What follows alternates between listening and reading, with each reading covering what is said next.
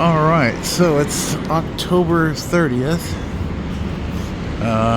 Still waiting to hear back from the travel insurance people about the commercial stretcher flight.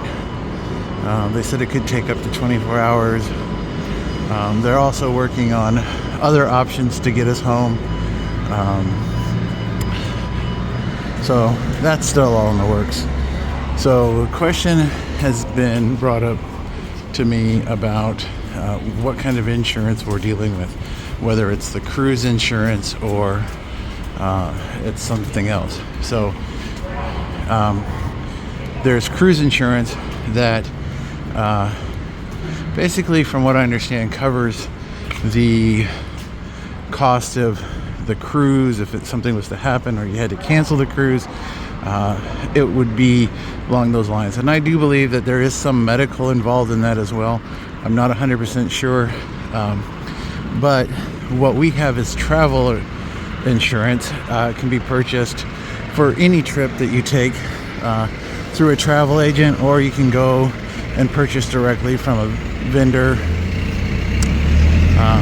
So that's what we're dealing with. So they've been really great. They've been doing the best they can. Regretfully, it seems like most of the issue right now is like the airline carrier itself not wanting to carry the wheelchair, not wanting to take Heather because she has a ventilator. That seems to be more of the problem than the insurance company. Everything's been approved up to that. Then the newest problem was here the other day when they were going to ship us by air ambulance. They had it all arranged, but the backer, the broker, co-signer, whatever you want to call them, declined the cost because it was over $300,000, and because Heather is not in a life-threatening situation anymore, that they deemed it unnecessary. Now, the doctors here at the hospital were very confused about that because she still needs to have the ventilator. So if the regular airplane won't carry us because of the ventilator, that means that without the ventilator, her life would be in danger because she wouldn't be able to breathe properly, which would fall back into it needs to be an air ambulance. So we're kind of stuck in a little loop here. Again, I called the consulate and talked to them, and I was really surprised at how little they seem to care. They sent me an email with a bunch of links to the air ambulance services that we've already been in contact with. So at this point, that's kind of where we're at. So hopefully this air stretcher thing can get sorted out. But then I was also had been in contact with a disabilities travel group and speaking to them and telling them kind of what's been going on with the transport of the wheelchair and the vent. And they actually said it might not be so much the airline itself, but because we're in Nagasaki, they have a small airport that's not international. So we would need to transfer to a bigger airport, which means the problem is they have small airplanes leaving out of Nagasaki that wouldn't accommodate the wheelchair. That seems to be more of the problem than maybe. So I contacted the traveler's insurance with that information and just kind of waiting for any further updates. So it might be possible if we get okay to transfer to Tokyo by train, then we can maybe catch a flight out of Haneda either on JAL or ANA, which would be the two airlines that they recommended, because that's what most of the travelers who come and go by wheelchair have been using. So it's still up in the air. It's a little confusing, but it is now 5 o'clock. Actually just after, because you don't hear the bell. But it's time to hunt something down for dinner. So, all right. I've been talking for 5 minutes, so it's time to go find food. All right. So this is Chinatown again. I can't believe there's like nobody here. It's 5 o'clock and it's kind of deserted. I'm so used to like the Chinatown of San Francisco where it's just busy, busy, busy. Even the one in Yokohama was super busy. And then here, it's like not so busy. It's kind of strange.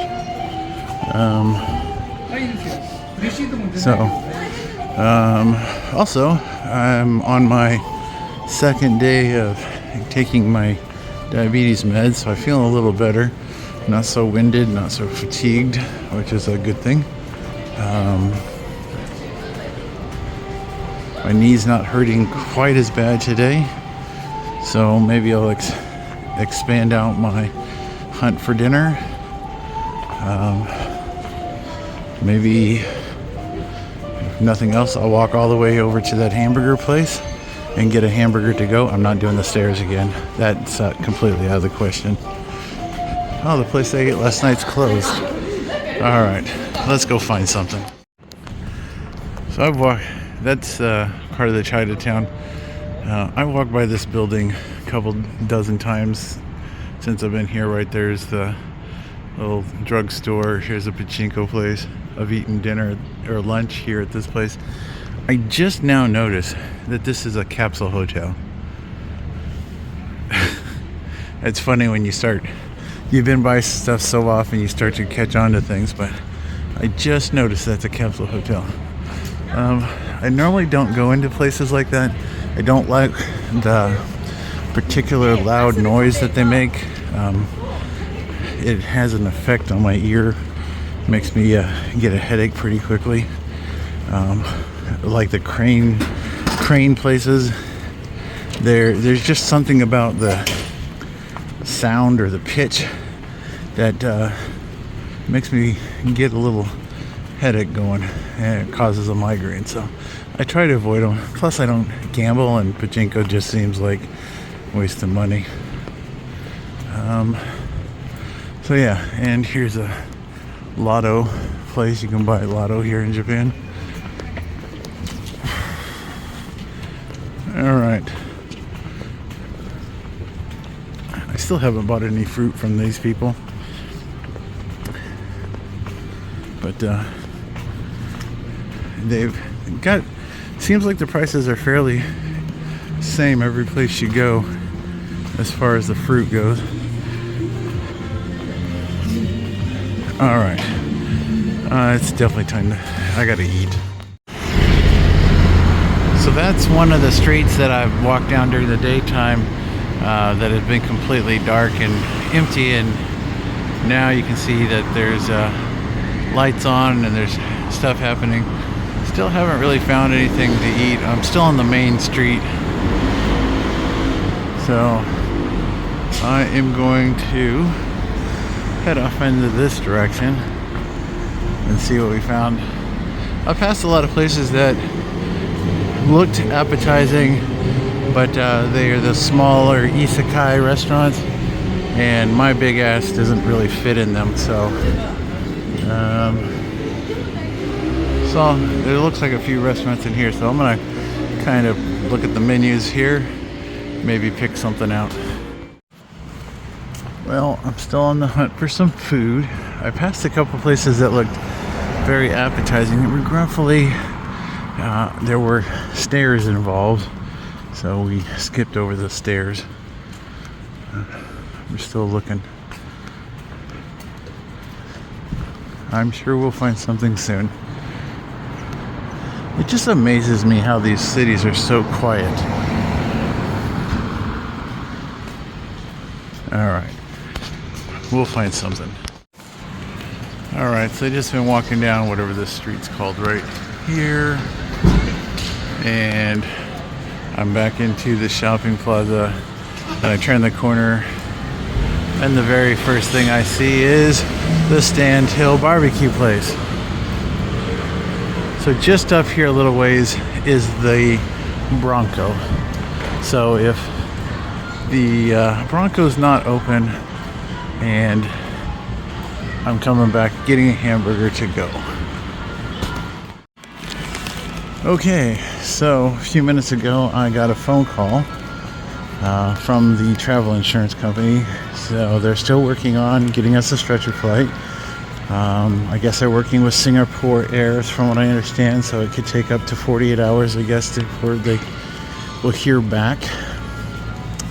Another problem is that because the stretcher flight takes up 9 seats, that's going to probably take a couple of weeks to arrange.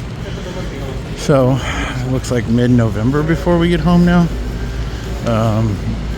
But then they also just dropped the bombshell on me that because this is no longer a medical flight and no longer an emergency flight, that they will only cover the cost of a economy class ticket, which I don't know if that means for both of us or just for her, but we would have to pay for all 9 seats that the stretcher takes up out of pocket, plus we would have to pay for the nurses that they are arranging.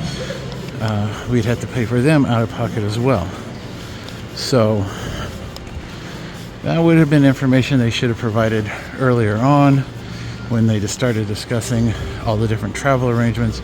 But they've been very, for the most part, they were good, but it seems like some important information which should have been communicated was bypassed. And I explained that to them, that that's really kind of hard for somebody who's in a situation like we are, waiting and waiting and waiting to get out of here and not tell us all these little added, expenses. Now, they were real proud to say that the hospital visit was completely covered, but now we're talking another couple of weeks, and the hospital is going to be like, we want our room back at some point. So I really don't know. So I got my burger to go. Oops. They gave me a nice paper bag, and I'm going to head back to the room and eat my food and kind of ponder what they're telling us. I really don't know how much one-way tickets cost, but I'm assuming about $2,500 minimum.